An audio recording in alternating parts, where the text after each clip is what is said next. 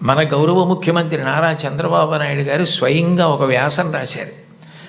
తల్లికి జేజే, తండ్రికి జేజే, గురువుకు జేజే అని ఒక పుస్తకం ఉంది. ఆ పుస్తకంలో బహుశా నాకు జ్ఞాపకం ఉంటే 3వ వ్యాసం అనుకుంటాను. ఆ వ్యాసంలో ఆయన ఒక విషయం ప్రస్తావన చేశారు. వాళ్ళ అమ్మగారి పేరు అమ్మన్నమ్మగారు. ఆవిడ చిన్నతనంలో చంద్రబాబు నాయుడు గారిని పిలిచి ఒక కథ చెప్పారట. ఒరే నాన్న, మనిషి కష్టపడాలి. ఎందుకు కష్టపడాలో తెలుసా? ఒకరింట్లో ఒక పంది, ఒక నక్క 2 ఉండేవి.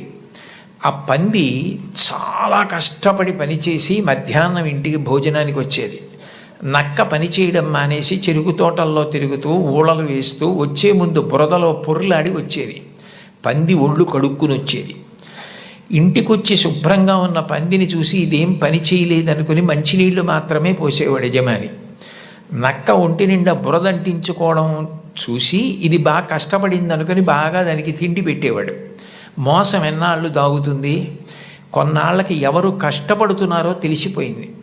తెలిసిపోయిన తర్వాత నక్కని కొట్టి తరిమేసి పందికి తన పిల్లనిచ్చి పెళ్లి చేసి ఇల్లరికం అల్లుడిగా తెచ్చుకున్నాడు రా. ఇంటి పనివాడు ఇంటల్లుడయ్యాడు రా.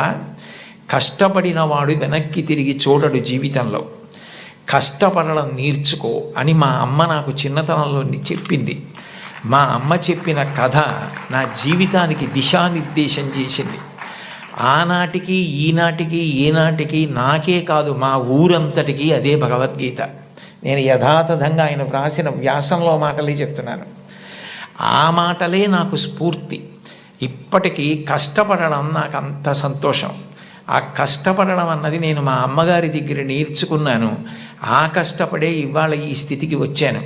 నేను ముఖ్యమంత్రినైనా మా అమ్మగారు మాత్రం మా ఇంట్లో గట్టిగా 3 రోజులు ఉండడానికి ఇష్టపడేది కాదు.